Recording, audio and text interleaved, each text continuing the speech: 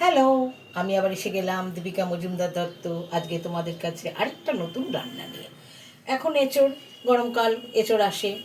সবাই তো এঁচোড় দিয়ে নয় চিংড়ি দিয়ে খাচ্ছ, নয় পেঁয়াজ রসুন দিয়ে রান্না করে মাংসের মতো করে, যেটাকে আমরা গাছ পাঠা বলি, রান্না করে খাচ্ছ। আজকে নয় একটু নতুন রান্না করে খাই। যারা খাও তাদের কথা আলাদা, যারা খাও না, নতুন রাঁধুনি, তারা আমার মতো করে খেতে পারো। একঘেয়ে এঁচোড় খাওয়ার থেকে একটু না স্বাদটা পাল্টালে।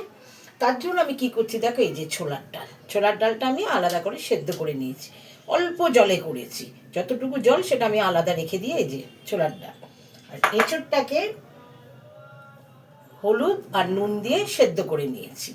এইবার আমি কি করব তোমরা দেখো। দেখো, তোমাদের সাথে গল্প করতে করতে আমি গ্যাস ধরিয়ে কড়া বসিয়ে সর্ষের তেল দিয়ে দিয়েছি। এটা সর্ষের তেলে রান্না হবে। এইবার আমি, তেলটা গরমও হয়ে গেছে, এবার আমি দেখো এতে এই যে একটা তেজপাতা ছিঁড়ে দিয়ে দিলাম, শুকনো লঙ্কা একটা ছিঁড়ে দিয়ে দিলাম। এইবার এই যে গরম মশলা একটা, তোমার দারচিনি দিয়েছি একটা, দুটো, একটাকে ভেঙে, ছোট এলাচ দুটো, দুটো লবঙ্গ দিয়ে নিয়েছি। এইবার এতে আমি কি দেবো দেখো, এই যে পেঁয়াজ কুচোনো, এই যে পাতলা পাতলা করে ঝিরিঝিরি করে পেঁয়াজ কুচিটা দিয়ে দিলাম। তারপরে সাথে এই যে টমেটো, ছোট ছোট করে টমেটো কুচি দিয়ে দিলাম।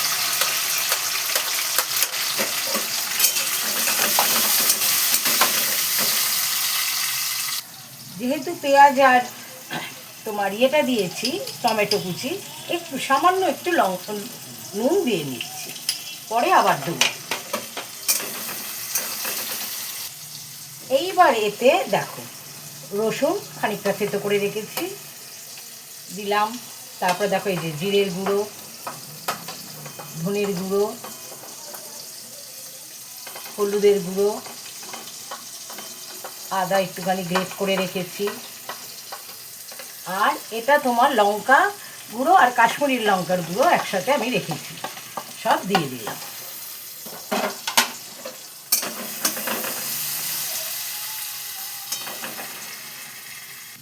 এতে একটু সামান্য গরম জল দিয়ে দিলাম।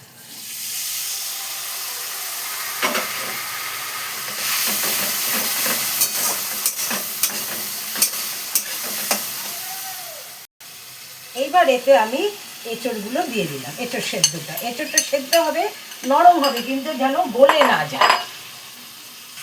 দেখো মশলার সাথে আমি এঁচড়টা কষিয়ে দিচ্ছি। এবার এর মধ্যে আমি এই যে ডাল সেদ্ধটা দিয়ে দিলাম, ছোলার ডালটা নরম হবে কিন্তু গলবে না, যেরকম আমরা ছোলার ডাল খাই।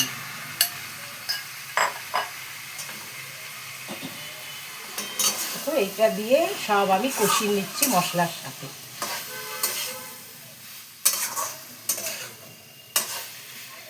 এইবার যেহেতু সব সেদ্ধ, এবার এর মধ্যে একটু আন্দাজ মতো আমি নুন দিয়ে নিচ্ছি, কেন ছোলার ডালে আমি নুন দিয়ে সেদ্ধ করেছি, অত বেশি লাগবে না। আর একটু এই যে মিষ্টি, দেখতে পাচ্ছ একটু মিষ্টি দিচ্ছি। চিংড়ি মাছ দিয়ে করলে হয়তো মিষ্টি দিতাম না, যেহেতু এটা ডাল দিয়ে করছি আর ছোলার ডাল আমরা একটু মিষ্টি মিষ্টি ভালোবাসি, তার জন্য একটু মিষ্টি দিয়ে দিই। দিয়ে ভালো করে এটাকে আমি কষিয়ে নেব।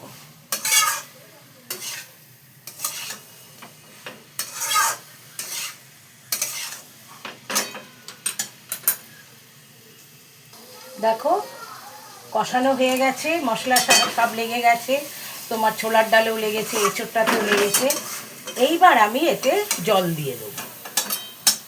এই যে ছোলার ডালটা যে জল ছিল এটা আমি আলাদা করে রেখেছিলাম, এটাও দিয়ে দিলাম। আর এই যে গরম জল বসিয়েছিলাম, এই গরম জলটাও দিয়ে দিলাম। এটা বেশি পাতলাও হবে না, আবার খুব ঘন হবে না, একটু থকথকা মতো হবে, যাতে ভাত রুটি এসব খাওয়া যায়। এটা ভাত দিয়ে খেতেও খুব ভালো লাগে, রুটি পরোটা এর সাথেও খুব ভালো লাগে। ব্যাস, আর বেশি আমি জল দেবো না। এবার এটা ফুটে নিই, তারপরে আমি দেখো নামাবার আগে কী দেবো। এবার একটা কিছু দিয়ে আমি ঢেকে দিলাম, এটা ফুটুক।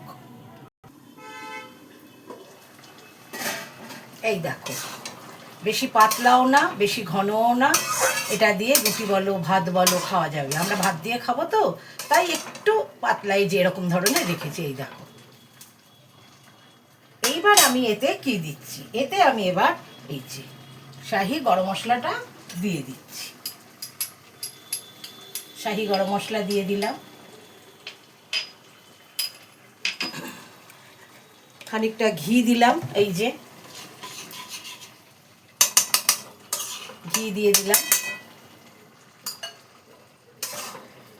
আর এই যে কসুরি মেথি এটা দিয়ে দেবো। এই যে কসুরি মেথিটা দিয়ে দিলাম, ব্যাস আমার তাহলে রান্না সব সেদ্ধ থাকে, রান্না করতে বেশিক্ষণ লাগে না, সব হয়ে গেল। এবার আমি একটু স্ট্যান্ডিং টাইম রেখে দেবো, 5 মিনিট রেখে তোমাদের নামিয়ে দেখাচ্ছি।